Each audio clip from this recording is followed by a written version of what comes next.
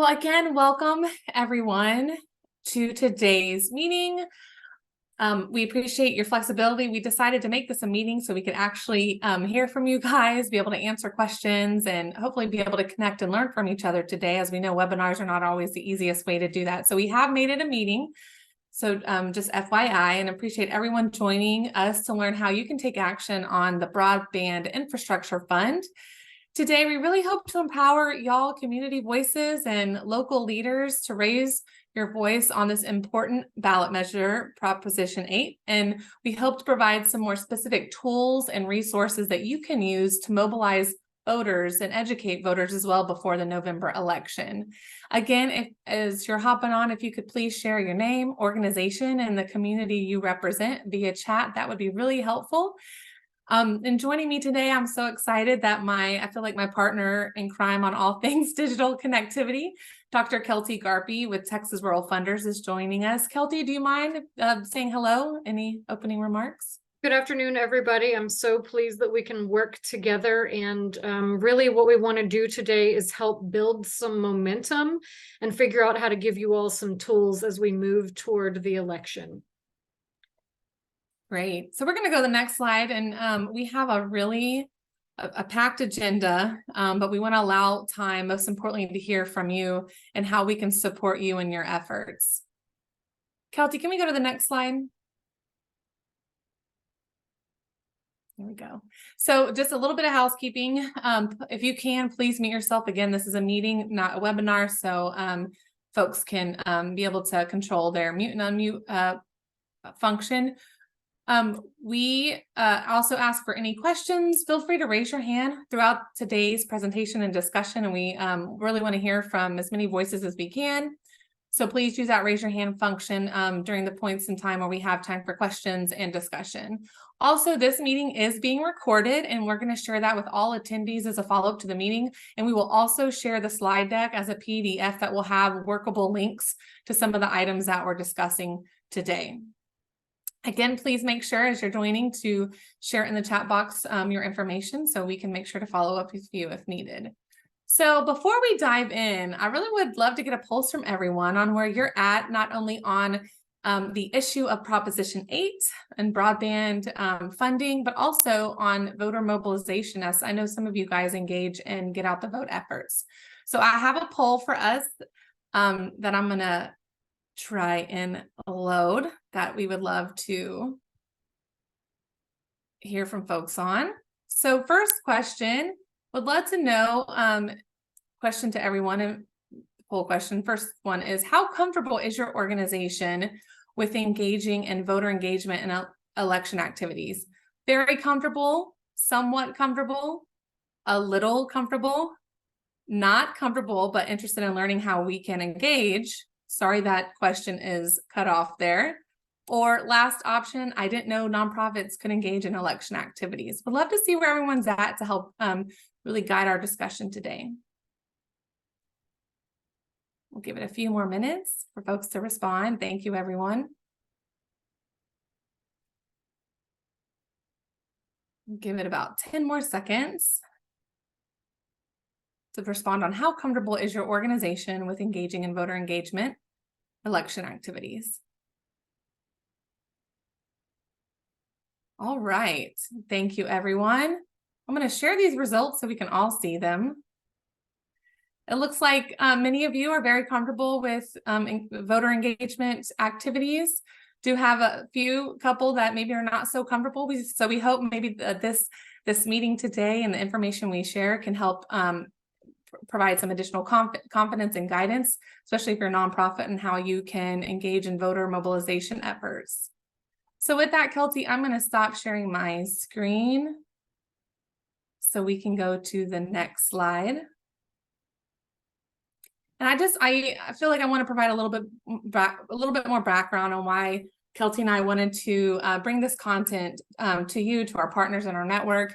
Both of us as membership organization are really working to strengthen our state and ensure that all Texans thrive by mobilizing our networks that represent funders, local nonprofits and partner agencies and other mission-driven stakeholders to really move important issues and priorities forward. We're also really, we're proud to be members of the Digital Texas Coalition that is led by Texas 2036. We serve on the executive committee along with our partners at Greater Houston Partnership and Texas 2036, and digital connectivity, and more broadly for both of our organizations, all things, digital literacy and access to devices are issues that are important to us as organizations and the members that we serve. So for a little bit more background on why we feel like this issue is so important, Kelty, we'll go to the next slide. We really believe this upcoming November election is critically important. You guys know there's, I think, 14 constitutional amendments that have been approved to be included on the ballot, including Proposition 8. And historically, I'm sure you guys all know this, Texas voter turnout is typically pretty low compared to other states, but particularly for constitutional amendments, really low. They're not, very sexy issues typically for folks on the ballot. And so we really believe that we need more nonprofit partners and other community leaders to really engage and mobilize voters to get out to the polls this November. We also believe in the power of community organizations engaging in voter mobilization efforts, and think that you guys could have a lot of influence and power in mobilizing voters, particularly around Proposition 8. And Proposition 8 ultimately will ensure that our state has the resources needed to move broadband and digital connectivity priorities forward in our state. And again, we especially need rural voices like those who are on this call today to mobilize voters in their communities. And we'll talk about that a little bit more today. So moving on to, for those nonprofits that are on the call and those who maybe answer, they didn't know that nonprofits could engage in electoral advocacy. I do want to say for those nonprofits on the call, you can and should engage in ballot measure advocacy and election and electoral advocacy.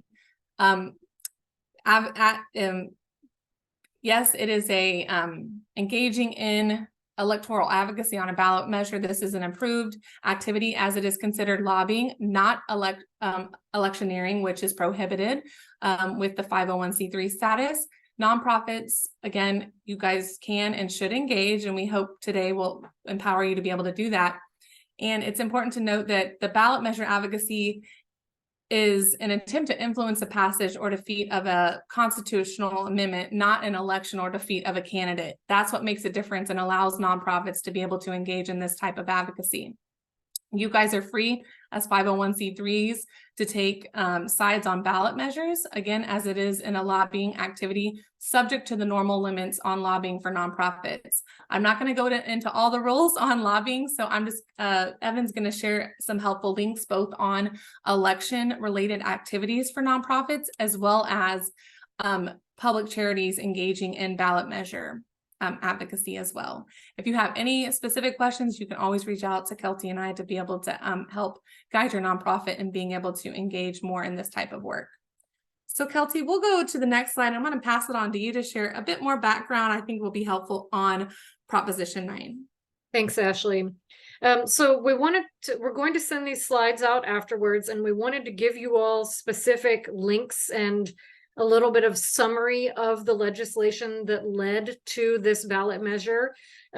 House Bill 9 is the piece of legislation that established the constitutionally dedicated fund called the Broadband Infrastructure Fund.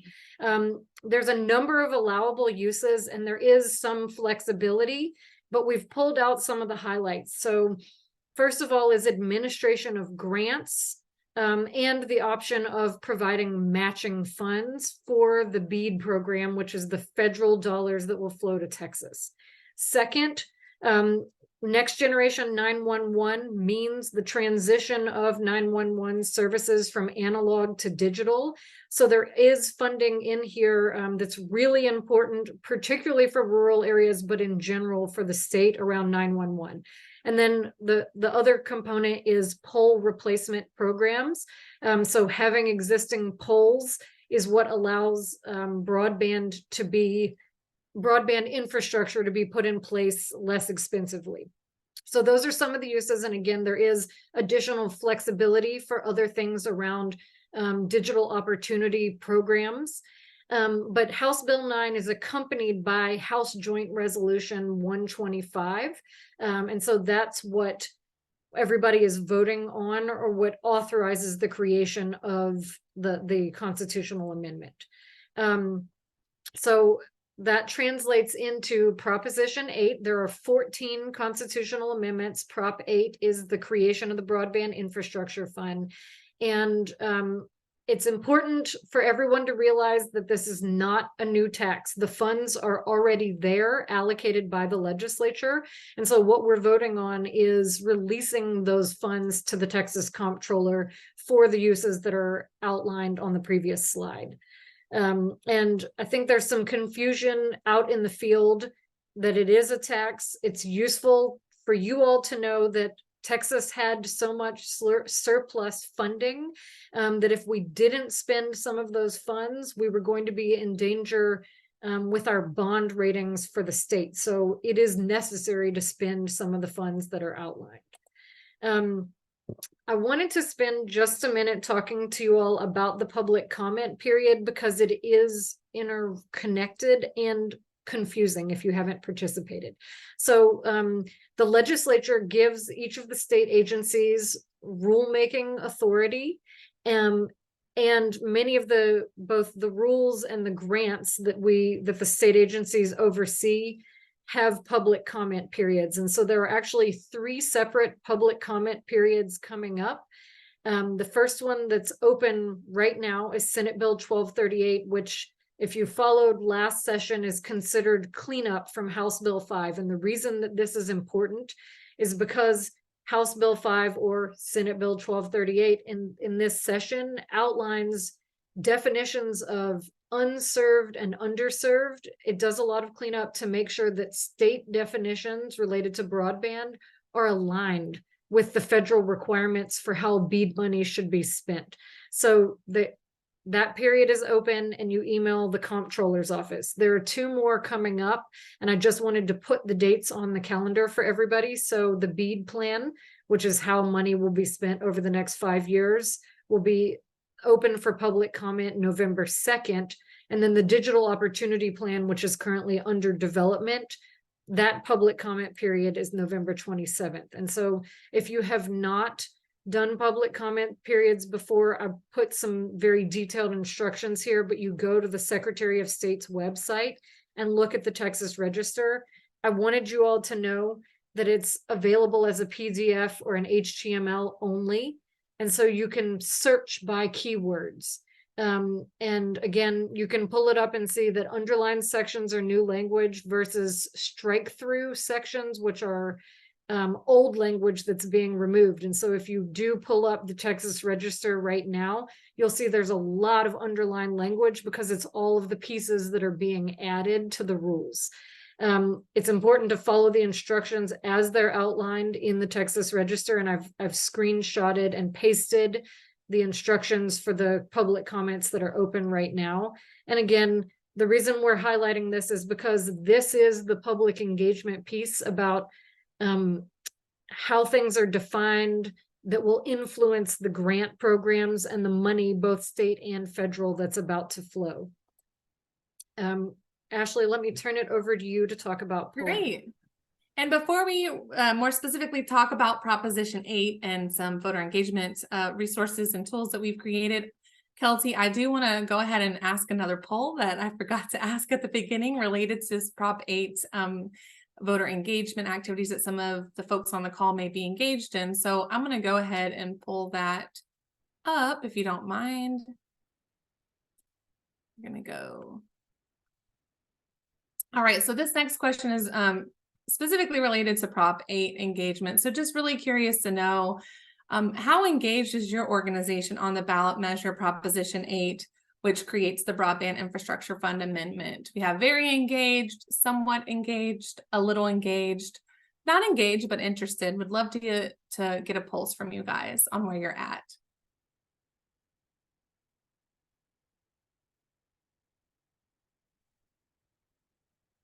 Give it about 5 more seconds to hear from folks on how engaged they are on this ballot measure. All right. Thank you so much for responding. And here's some of what the responses look like. It looks like some of you are a little engaged and some of you are not engaged at all. So we hope by the end of the day, maybe we can get some more willingness or interest in being able to engage and share some tools with you that might be helpful in your work. All right, so now, now diving a bit more into Proposition 8, and another reason why we really wanted to bring you guys together on this call is some recent polling from Texas 2036 found that a majority of Texas voters would vote for Proposition 8, which creates the Broadband Infrastructure Fund and assists in the financing of a number of connectivity projects, including Next Gen 911.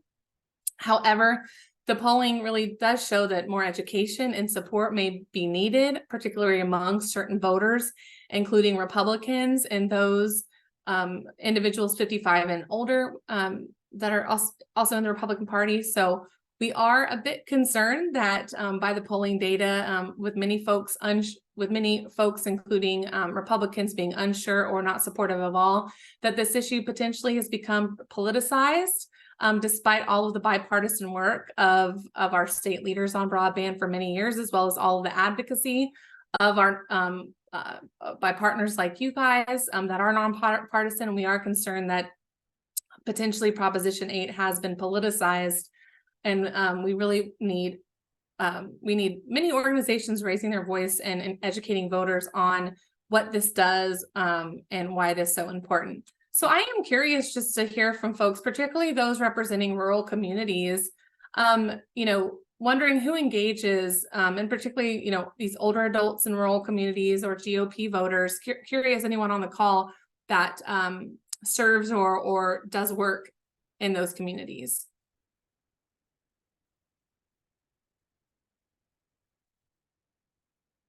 And feel free to use the chat box.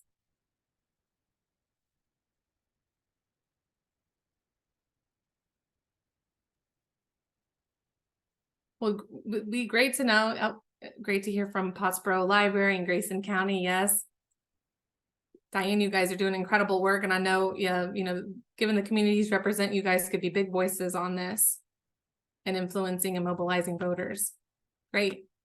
All right. Well, we'll go to the next slide. And Kelsey, I'm really excited for us to be able to kind of get into some of the take action opportunities and tools and tips that we have for partners who may want to may be interested in engaging voters around Proposition 8. So now that we've provided some of that background, we really want to make sure you guys have concrete ways to take action. And so with that, I'm going to pass it on to Kelsey to talk more about that. Thank you. So we just wanted to walk through some examples. So writing op-eds and letters to the editor is a very public way that you can do this in your own communities. And I think it's actually helpful for people. Texas Rural Funders currently has an op-ed, but I also think it's really useful because you all are leaders in your communities and people will pay attention if you write an op-ed. One of the easiest things you can do is send emails to your own distribution list and to target people in your community who may not otherwise know about this or who may be a little less engaged. And then finally, you can share posts on social media, making sure to use some of these hashtags. And in just a few minutes, I'll walk us through a social media toolkit. But I would say one of the things that's not on this slide that you could do is you could put on your own Zoom, similar to what we're doing, and we're going to make our slides available, and you are welcome to steal these slides and use them for your own purposes. So the toolkit, this is a hashtag, this is a QR code that you are welcome to point your phone at the screen and pull it up and see the toolkit that we created. But I'm also about to walk us through the process that you would use for downloading it and just getting all of the resources that are up there. So first of all, as members and co-leads of the Digital Texas Coalition, we helped create this web page that you can point to in your own work. On the web page, you can click here, download the Digital Texas Toolkit, and it will pull up a document right here from a Dropbox, and it includes an overview of why this is important, sample emails that you can modify or use as is, and then finally a series of social media graphics and some of the hashtags that we recommend. So if you want to see the social media graphics, you would just click on this piece that's highlighted in yellow, and it will pull up another Dropbox page, and there are a multitude of images designed for different audiences based on the message that you want to send. So education, emergency services, telehealth, just a general closing the digital divide message, and then workforce messages. And so if it feels complicated to use this or dig into the toolkit, one of the things that we recommend is just reposting what Texas Rural Funders is posting. So again, twice a week, all the way up until the election, we're sending out an email to everybody that's on our listserv, but we're also posting the messages on our webpage. And so you can just go to our webpage and repost and add your own message if it feels hard to get into the toolkit. Some of the high level messages, and again, if you were to be working on an op-ed, talking with people who are in your organizations or interviewed for the media, we created these messages that we wanted to share with you. So that the idea that broadband connects us, and we were really trying to boil down what does it mean for different constituencies. So this idea that students need it to learn, hospitals need it to operate, businesses need it to reach their customers, and first responders need it to ensure our safety. You know, we view broadband as a means to an end for all of these other pieces. And we wanted to give that to you all so that you can adapt it as needed. Finally, I mentioned earlier that Texas Rural Funders is posting. So again, visit us on Facebook and LinkedIn. We're getting early uptake with our op-ed. And so what's included there is just a screenshot of the first uptake of our op-ed. We are happy to be a resource to you if you want to figure out how to refine messaging or individually be walked through some of these resources, or if you wanted us to present to your organization. So feel free to reach out. If there are any questions about this, feel free to drop them in the chat. But I'm going to turn it over to Ashley to continue the discussion. Great, Kelsey, and I may have you go back to the messaging slide in a second. But I wanted to open it up to folks and ask, you know, of these messages, you know, what resonates with you, and what do you think would resonate with your network? And if you want to use the raise your hand function, love to take you off mute and hear from you.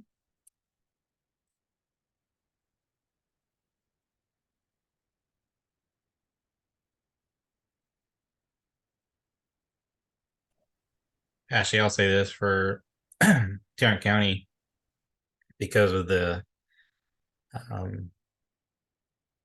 political layout, I guess I should say, the latter two in that second point would be kind of the area we'd focus on, which is businesses and first responders, since that would kind of lean more toward the climate in Tarrant. However, from our perspective at United Way, I think, you know, the first two obviously resonate a lot with the work that we do. And so being able to parlay both messages into our different networks and our different communications would be of benefit. So having these examples is great. Great. Thank you, Chris. Really appreciate that. I know organizations like United Way do cover kind of this issue, covers all the issues that they work on, including, you know, their partners and stakeholders, and including donors that they work with. And so I think it is important to really know what would most resonate with those voters in that community, as well as get to be able to engage more folks to be able to help, you know, kind of get out the vote related to Prop 8. Thank you, Chris. Anyone else want to share any messages that they're using, potentially they're not this, that seem to be resonating with folks in your community? I'll add my 2 cents from United Way of Greater Baytown area in Chambers County. So Chambers County is considered a really wealthy county in Texas, but it has very few people living in the county compared to the size of it. And so when I think about the demographics and the geographic separation of communities and the lack of supports that we know we've recognized, especially when it comes to the economic mobility and financial stability arena, the messaging, whatever it would be, has got to be consistent, but also persistent, I guess is what I would say. For me, especially that second bullet, I think that is really important because we have in our jurisdiction, we have four ISDs and 3 of which are in Chambers County. And 2 of them are very far east in the county and they go pretty deep. So we really do have a lot of poverty. We have a lot we're lacking a lot of infrastructure. And so if any way we can advocate for broadband, we'll participate. Great, thank you so much. Ashley, we have a question in the chat from Robert. Can councils of governments legally promote for profit like nonprofits? And after that, we have Janice and Evan with hands up. Okay, so Janice may also be able to answer this question, but it's my understanding that Council of Governments is a little trick. You'll have a tricky kind of setup, and actually in statute, there's some clear guidance on what COGS can do. I know your state association, Jenny, would probably be the best resource on this, but it's my understanding that COGS can't specifically endorse. I think the lobbying, it's a little gray area for you guys to say support a specific ballot initiative. But I really do encourage you to reach out to your state associate Jenny on that, because she may have a little bit more nuanced information to that.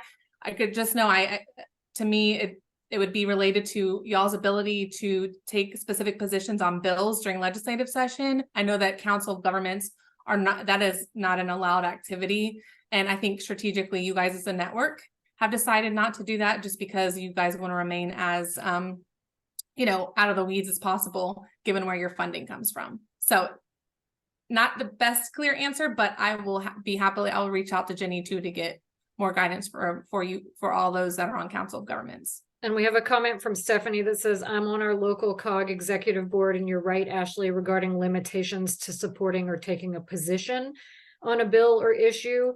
But my understanding is that you can make sure that people know that there are 14 constitutional amendments and that it's important to go and vote.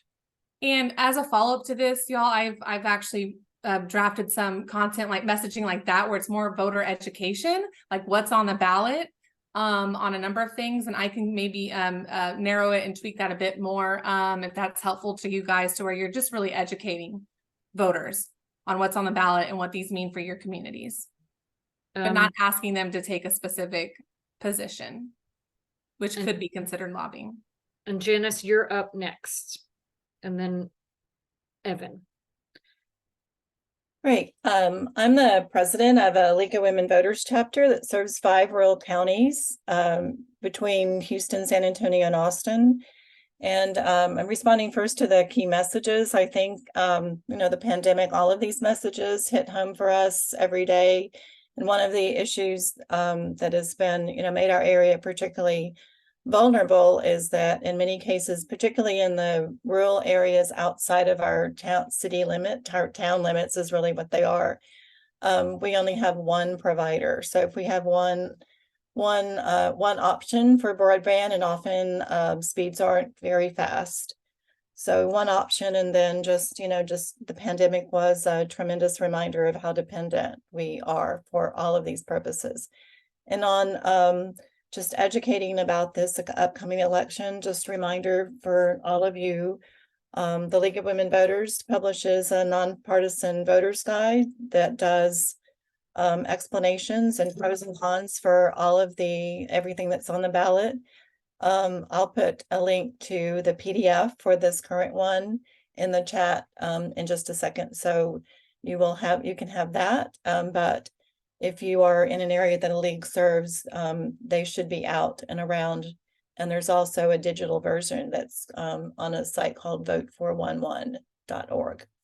And we can also add that to, we have a resources slide at the end, so we can update our PowerPoint and make sure that that's included as a resource. Thank you, Yes, Kat. please do. And of course, we were going to, but I couldn't find the exact guide to the constitutional amendment election. So I wanted to make sure we had. Okay, well, I can help you out with that. Perfect.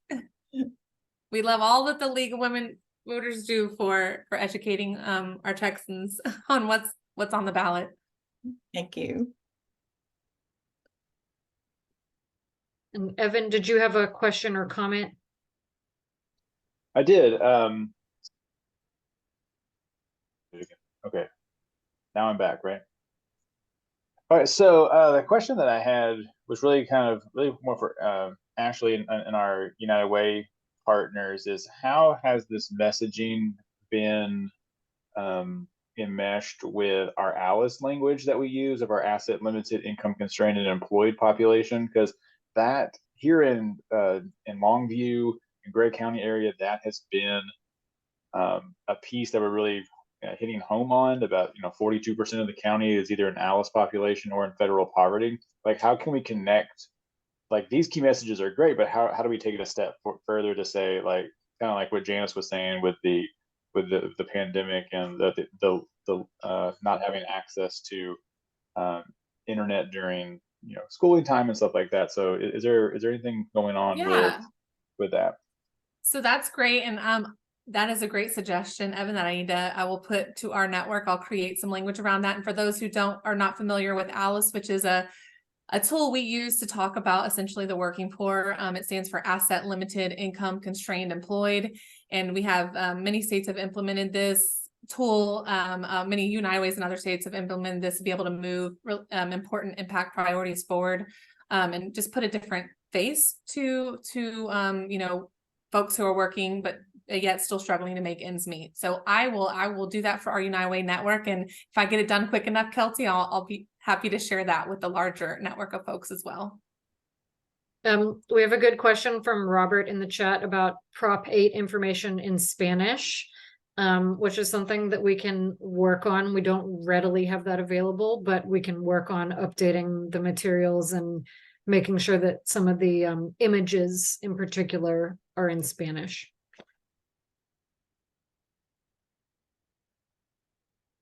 Any other questions or comments before we move on?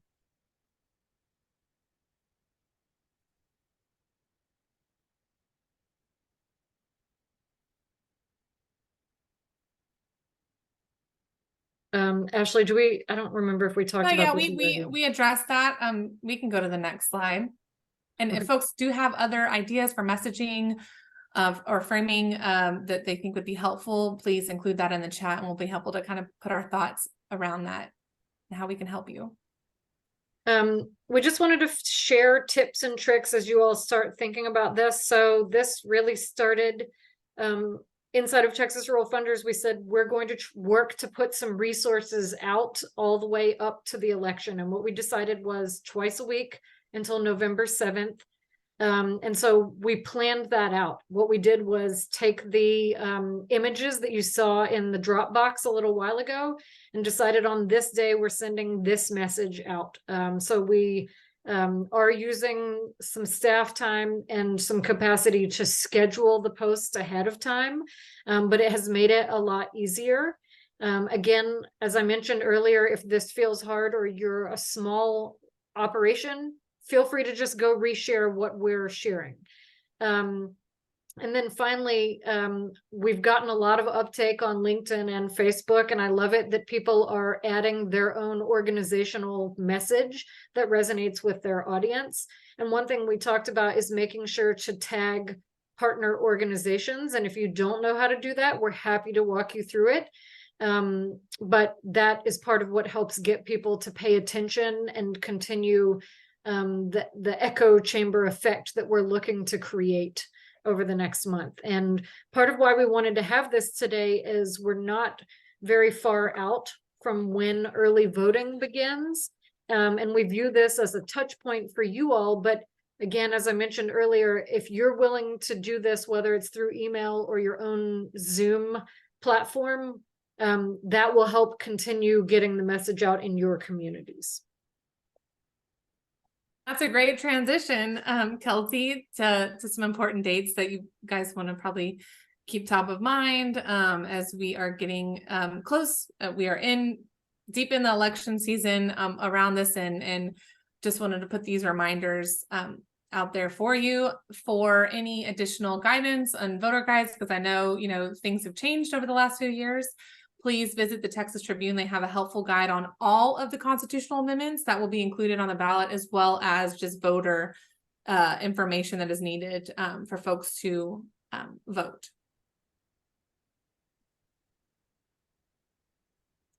And we have put together not a comprehensive list. We have some additional, I think, resources we need to include, but here's some helpful resources that we encourage you guys to use, both on Proposition 8 as well as just more generally, more broad voter engagement resources. Encourage you guys to look to those resources to support you in your advocacy around Proposition 8 and around the November election.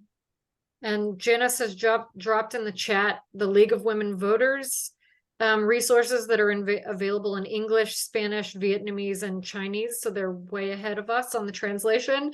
But we'll add that to the resources page. Perfect.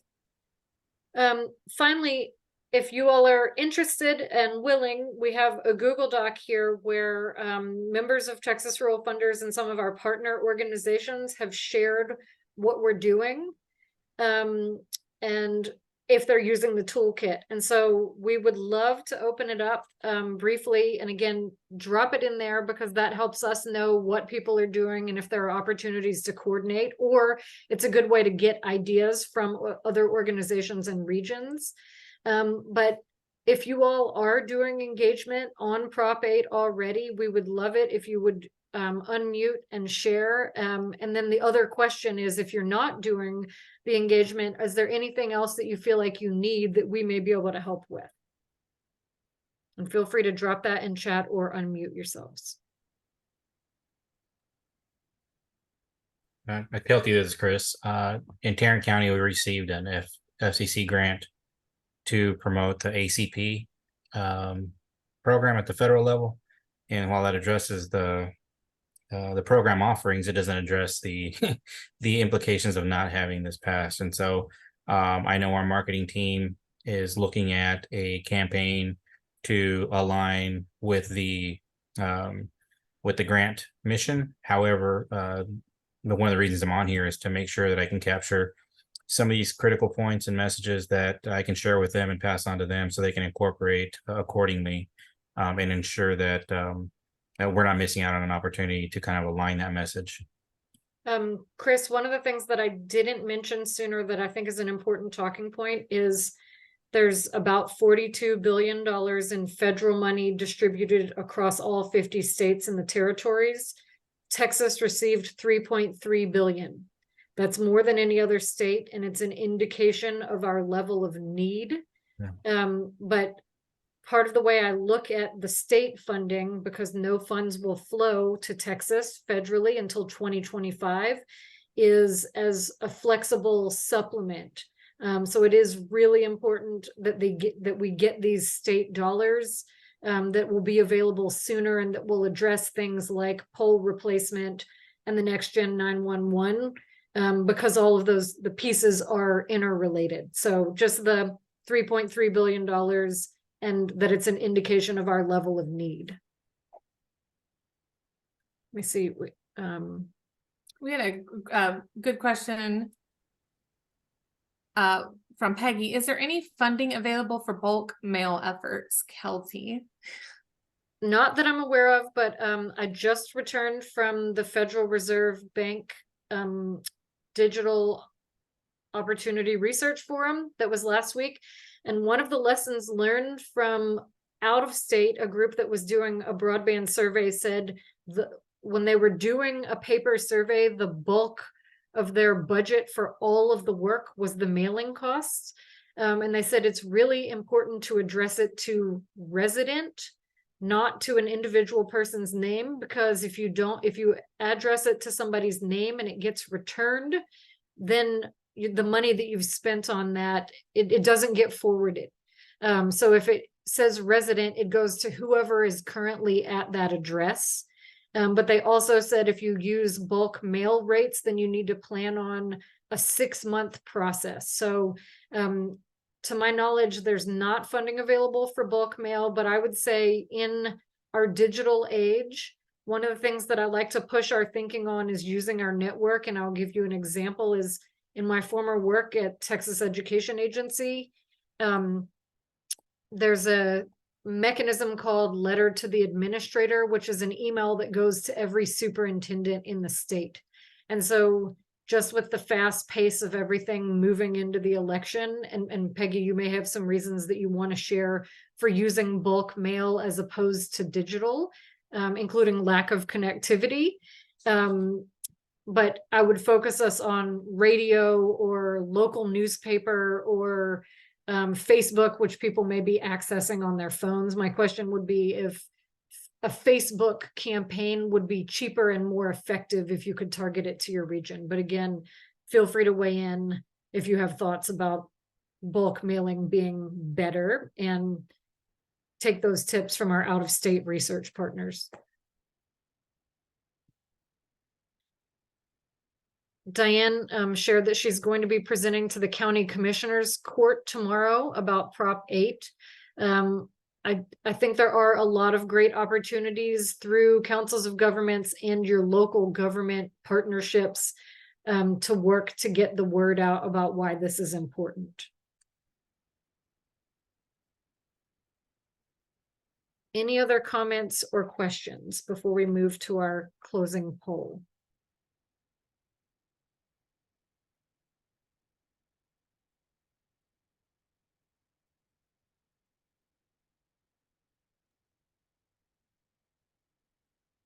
Thanks, Kelty. And again, I encourage folks to be, share what you're doing in that Google document, so other folks can be inspired and learn from you. And also, it's always easier to rely on each other to be able to create content, especially when we just have a few weeks left before the election begins, early voting begins. To close, Kelty, I don't know if I can, let me try and I may pull up that poll, but I just kind of want to reiterate some important, points is that you guys really can play an important role, including our nonprofits. You guys can play an important role in mobilizing voters for the November election, from educating voters on what's on the ballot and what those issues mean for your communities, to going a step further and urging your networks to take action on Proposition 8. There are a variety of ways that you can engage on this issue and help move digital connectivity forward during this November election. And we know that you guys all have, different organizational rules and comfort levels as it relates to electoral advocacy, but we are here to support you to be able to raise your voice on this important issue in a way that is most comfortable for your organization. So with that, I do kind of want to put the polls back to you guys, the two questions we had at the beginning, to see if we had any shifts following the information that we provided today. So I'm gonna go with that first question if I can. And it looks like, Kelty, my polls are not working, but that's okay. So we're just gonna close it up. We hope that this was helpful. And since we do have 15 minutes, are there any additional questions that folks have regarding the upcoming election, including Proposition 8 and ways you can take action? And also, if anybody out there has had their understanding of their ability to engage shift in the webinar and wants to talk about that, one of the resources that's in one of the earlier slides is the Boulder Advocacy link that Ashley spoke from. So this organization is a really great resource for helping others in your nonprofit understand how you can engage. But feel free to weigh in if you've shifted in your understanding as well.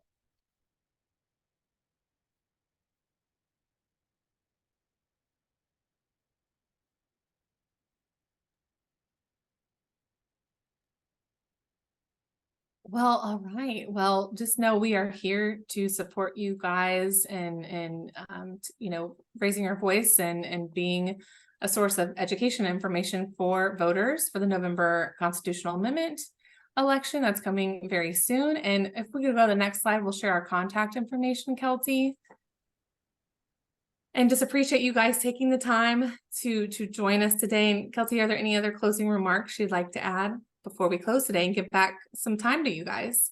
Thank you all for joining, and feel free to reach out to us, and materials are forthcoming. Thank you, everyone.